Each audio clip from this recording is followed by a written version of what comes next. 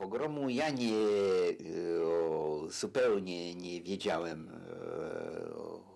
jak to interpretować, co się stało. Było to dla mnie trochę niewiarygodne, po prostu dlatego, że znałem różne środowiska i w tych środowiskach zdarzają się różni ludzie i ja miałem zawsze tę świadomość, że w Polsce antysemityzm jest rzeczą ciągle żywą, autentyczną i że w związku z tym różne rzeczy mogą się zdarzać. Natomiast trochę tym dziwiłem się, nie bardzo mogłem zrozumieć, że stało się coś aż tak strasznego.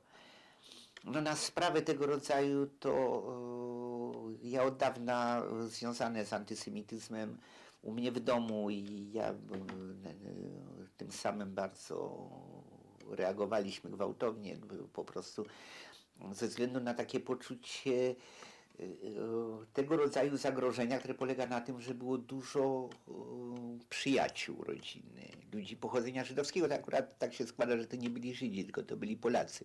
Oni w sensie prawa norymberskiego byli Żydami. Niemniej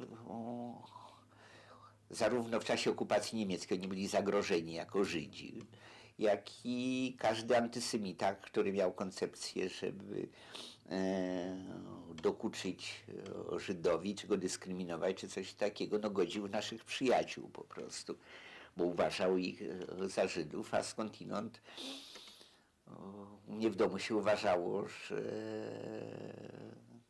Żyd to jest taki sam człowiek jak my, prawda? Tylko akurat wśród naszych przyjaciół, akurat ci, których nazywano Żydami, byli akurat Polakami, ale to nie zmienia zupełnie sytuacji, że gdyby był prawdziwy Żyd, to uważalibyśmy przecież to samo i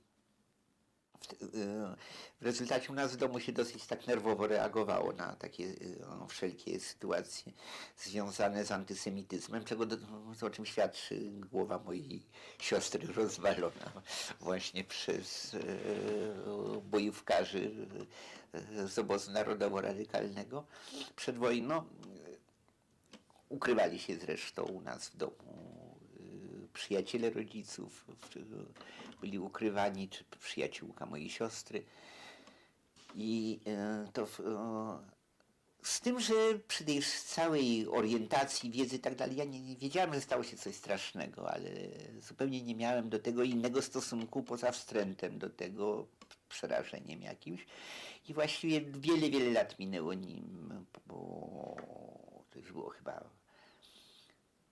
gdzieś po 56 roku już, kiedy ja sobie zacząłem te rzeczy zbierać w jakoś już koncepcję, prawda, kiedy więcej się dowiedziałem o tym, jak przebiegało, kto tam odegrał dużą rolę w prowokowaniu zajść, prawda, że tak się dziwnie składało, że to byli ludzie tych służb milicyjnych czy im podobnych, prawda.